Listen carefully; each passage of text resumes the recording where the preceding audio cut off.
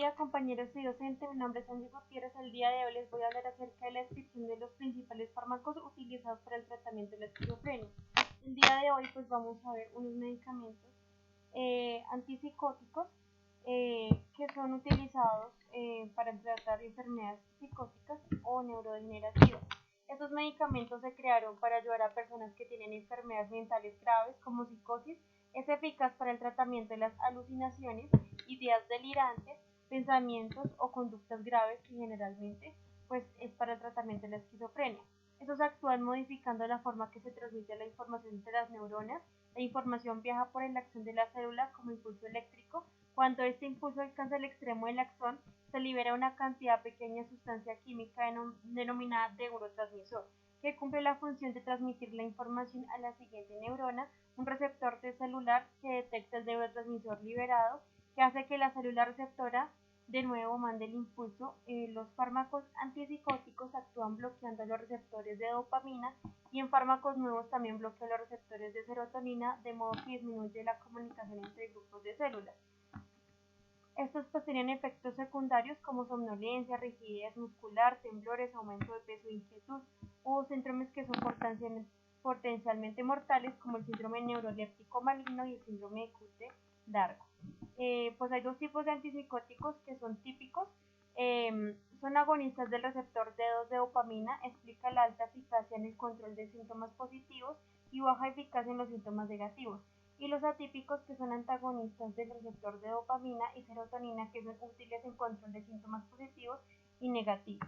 El día de hoy pues vamos a hablar de la esquizofrenia.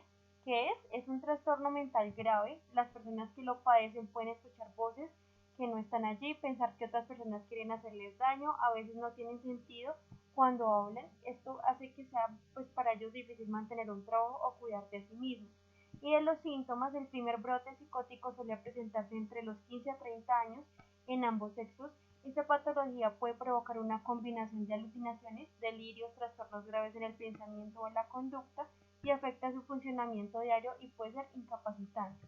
Hay tres tipos de síntomas, que son síntomas positivos como las alucinaciones y los delirios, los síntomas negativos, alteraciones del estado de ánimo, la desmotivación y la inexpresividad emocional, y síntomas cognitivos, que son problemas de atención y concentración, problemas de memoria, aunque estos síntomas pueden confundirse con la depresión u otras enfermedades.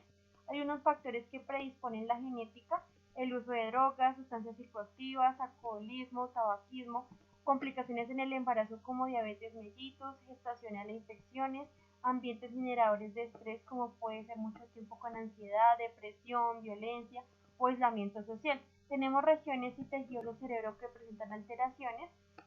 Acá podemos ver pues varias partes del cerebro que actúan en esta enfermedad de la esquizofrenia. Vamos a ver qué se altera y qué se presenta. En las neuronas pues el aumento de la dopamina dispara las alucinaciones, como escuchar voces o ver cosas que no existen, los delirios, que es sentirse perseguido o espiado en los pacientes con esquizofrenia. Las personas que padecen pueden parecer como si hubieran perdido el contacto con la realidad y puede ser incapacitante. Digamos que se han hecho bastantes estudios y se han descubierto pues alteraciones principalmente en el sistema límbico, que es en la mitad del cerebro, como podemos ver, en los núcleos basales, además de las anomalías neuropatológicas, en neuroquímicas, en la corteza cerebral, el tálamo, el tronco encefálico. Pues no es habitual en los esquizofrénicos la pérdida de masa cerebral, pero cuando está presente podría ser la disminución de la densidad de los axones, dendritas y sinapsis, que lo vemos en nuestra parte izquierda, la sinapsis eléctrica, que actúan como mediadores de actividades asociativas al cerebro. La disminución de la masa cerebral está más envuelta en la glía que en el tejido neural. También se ha demostrado reiteradamente la dilatación de ventrículos laterales, que también lo podemos ver a la parte izquierda, el tercer ventrículo y cierta reducción en la masa cortical. Un estudio de necropsia reveló que una disminución del tamaño de la región compuesta por el núcleo amigdalino, el hipocampo y la circunvolución parahipocampal muestran alteraciones en la transmisión del glutamato y función anómalo en el hipocampo. La corteza prefrontal está alterada anatómica y funcionalmente. La alteración del tálamo afecta a las neuronas como los oligodendrocitos y astrocitos por una reducción entre el 30 y 45%. Se observa un aumento de los receptores D2 en el núcleo caudado, el putamen y el núcleo accumbens. Puede haber una disminución de volumen en los ganglios basales o en algunos casos. Hay una hipótesis en la lesión del desarrollo temprano en las vías dopaminérgicas hacia la corteza prefrontal que provoca la alteración de la función del sistema límbico y prefrontal, lo que da origen a trastornos cognitivos, disfunción del circuito tálamo-cortical, habría producción de síntomas psicóticos positivos de la SCHZ, el de la esquizofrenia, y la disfunción del circuito prefrontal dorsolateral y en relación con sistemas psicóticos negativos o deficitarios. Hay factores biológicos como la hipótesis de dopamina, uno la acción de las anfetaminas en sujetos normales y la segunda en efectos sobre el sistema nervioso central de fármacos en la disminución de síntomas psicóticos positivos de la SCHZ. Y anfetaminas aumentan la neurotransmisión en la sinapsis catecolinérgica y produce liberación de dopamina. La sobredosis de esta puede producir episodios psicóticos con síntomas positivos de los de la SCHZ. Y la hipótesis del glutamato en la SCHZ indicaría consecuencias de la disminución de activación de los NMDAR cerebrales de un déficit glial por disminución de la D-serina.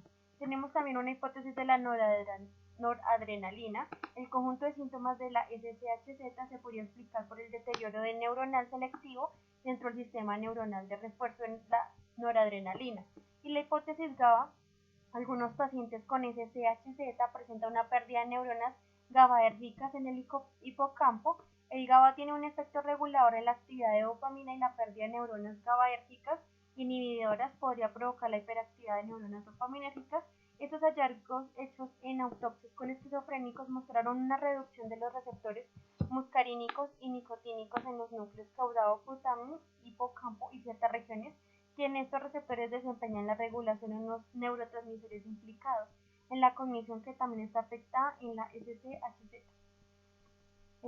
Algunas alteraciones biológicas de la esquizofrenia son la genética, que está relacionada a la mielina y proteínas de adherencia sináptica, producidas por oligodendrocitos que alterarían la función de la unión sináptica y el tránsito del impulso eléctrico, alteración de la estructura de capas corticales, podría ser en consecuencia de falla en la migración neuronal debido al periodo embrionario, debido a defectos de las neuronas o en la glial radial a nivel de moléculas, entre las cuales se puede encontrar la hipótesis viral, y la alteración en el tamaño del soma de las neuronas piramidales y reducción de sus arboreaciones dendríticas en el área cerebral, el número de oligodendrocitos que está disminuido, y la alteración del número o actividad de astrocitos, desde alteraciones tróficas en las neuronas por deficiencia de soporte metabólico o disminución en la liberación de factores de crecimiento por déficit de recaptación y metabolización de los NMDAR.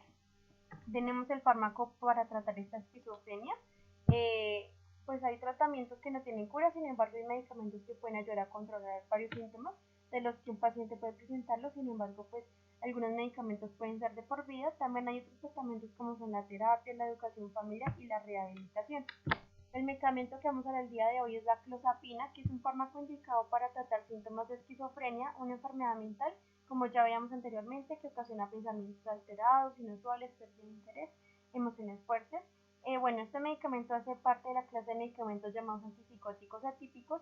Su acción consiste en cambiar las actividades en ciertas sustancias naturales del cerebro que reequilibra la dopamina y la serotonina para mejorar el estado de ánimo y la forma de pensar o comportarse. Hay una vía de administración que es en presentación de tableta, puede ser desintegración oral que se disuelve rápidamente en la boca o suspensión oral que se toma 1 o 2 veces al día, por lo general a la misma hora todos los días. Va desde los 25 miligramos hasta los 200 miligramos dependiendo del caso. Tenemos la farmacodinámica y mecanismo de acción, que es una acción bloqueante débil sobre los receptores dopaminérgicos de 1, de 2, de 3 y de 5 y potentes efectos sobre el receptor 4.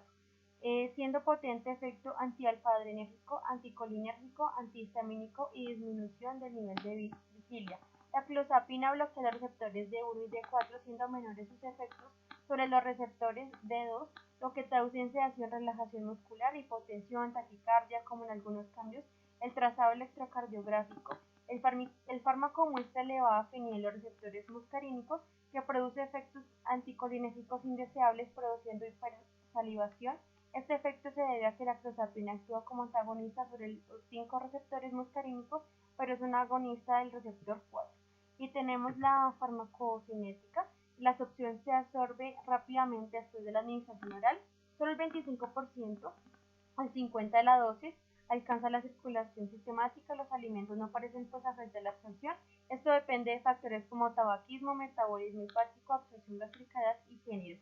En la distribución se distribuye rápida y extensamente cruzando la barrera hematoencefálica, según en un 95% de las proteínas del plasma, alcanzando un estado del equilibrio de los 7 a 10 días después del inicio del tratamiento. El metabolismo a través de las enzimas microsomales hepáticas CYP1A2 y CYP34A. El desmentir metabólico no clozapina es activo, hay una correlación en el plasma y efectos negativos sobre los neutrófilos. La eliminación está inhibida de 6 a 36 horas aproximadamente, el 50% es eliminado en orina, solo una pequeña cantidad de este corresponde al fármaco nativo. Ahora pues con esta información recolectada podemos identificar algunos efectos adversos que pueden ser graves, como movimientos musculares incontables, reacción máxima, mortal, sudor excesivo, fiebre, variación en la presión arterial, rigidez muscular, disminución severa de glóbulos blancos o dañar el feto en caso de embarazo. Esta es una pregunta: ¿qué opinan los efectos adversos de los fármacos que pueden llegar a aliviar los síntomas de la enfermedad y no lograr una calidad de vida debido a que genera otro tipo de síntomas? Entonces les dejo también a continuación la bibliografía donde puede pues, realizar la presentación de acuerdo a la investigación. Muchas gracias.